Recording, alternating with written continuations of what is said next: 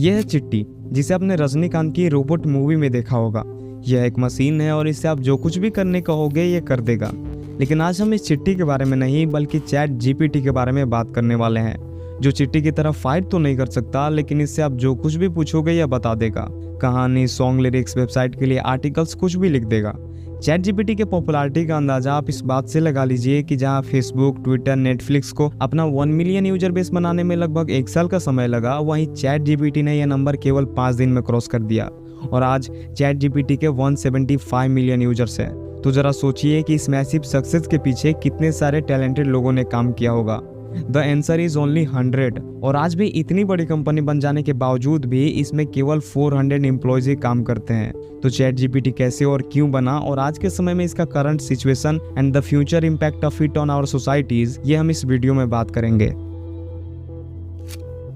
यह है Sam Altman, founder and CEO of OpenAI. OpenAI एक एआई बेस्ड कंपनी है जिसके अंदर में डैली और चैट जीपीटी आते हैं। सैम स्टैनफोर्ड से कॉलेज ड्रॉप आउट है और उन्होंने शुरुआती दिनों में लुप्ट नाम की एक कंपनी बनाई, जो उतनी तो नहीं चली, लेकिन इसे बेचकर सैम ने पैसा खूब कमाया।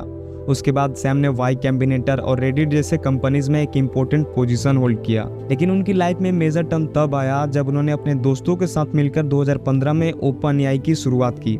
अब मैं आपको ये कहानी इसलिए बता रहा हूँ क्योंकि शुरुआती दिनों में सैम के लिए ओपनएआई, जिसके अंदर में चैट जीपीटी आता है, इसके ऊपर काम करना बिल्कुल आसान नहीं था। क्योंकि इनिशियल डेज में ओपनएआई एक नॉन प्रॉफिट कंपनी थी, जिसके कारण जल्दी कोई भी इन्वेस्टर इसमें फंडिंग के लिए तैयार नहीं होता था।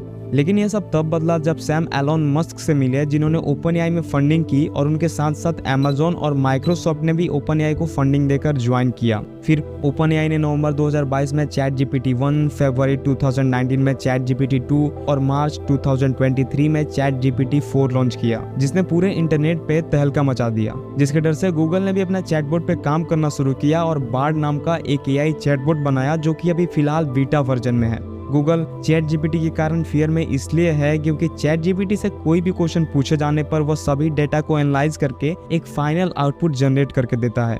एग्जाम्पल के लिए अगर मैं गूगल पे सर्च करूं कि why Narendra Modi is so popular, तो मुझे बहुत सारे आर्टिकल्स मिलेंगे। लेकिन अगर मैं यही सेम क्वेश्चन चैट जीपीटी से पूछूं तो इस टॉपिक पे मौजूद इंटरनेट के सभी डेटा को एनालाइज करके चैट जीपीटी मुझे पॉइंट टू पॉइंट एक रेडी स्क्रिप्ट दे देगा। तो जरा सोचिए कि अगर एक व्यक्ति को किसी टॉपिक पे रिसर्च करना हो तो वह गूगल के आर्टिकल्स को एक एक करके पढ़ेगा या फिर सीधे चैट जीपीटी से पूछ लेगा। यदि आपको यह सब सुनकर चैट जीपीटी पावरफुल लग रहा है तो जरा रुकिए। करंटली यह चैट जीपीटी का 4th वर्जन है और आने वाले कुछ ही दिनों में इसका 5th वर्जन अर्थात चैट जीपीटी 5 लॉन्च होने वाला है, जो कि वर्जन 4 से कई गुना ज्यादा स्मार्ट होगा।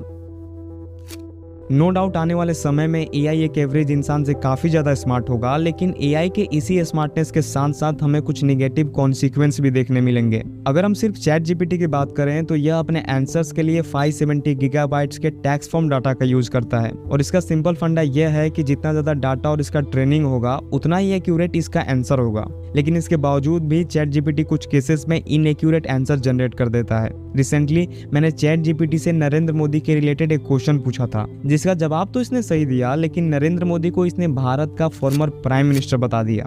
तो जरा सोचिए कि अगर चैट जीपीटी द्वारा यूज किया जाने वाला डाटा ही मैनिपुलेटेड हो तो इस केस में यह मिसलीडिंग आंसर भी जनरेट कर सकता है, जो कि बहुत बड़े कंसर्न की बात है। इसलिए कुछ एक्सपर्ट कहते हैं कि आने वाले समय में किसी देश को हराने के लिए बम बारूद के अलावा डाटा का भी यूज किया जाएगा। क्या एआई के एवोल्यूशन से हमारे जिंदगी और जॉब्स पे इसका इम्पैक्ट पड़ेगा? Definitely yes. अगर हमारा काम पैटर्न बेस्ड है तो एआई इसे सबसे पहले टेक ओवर करेगा, क्योंकि पैटर्न बेस्ड कामों में एक मशीन एक एवरेज ह्यूमन से काफी ज्यादा स्मार्ट होता है। बाकी इसके एवोल्यूशन से हमें कितना बड़ा नेगेटिव कॉन्सिक्वेंस देखने मिलेगा यह तो हम केवल फ्यूचर में ही जान पाएंगे।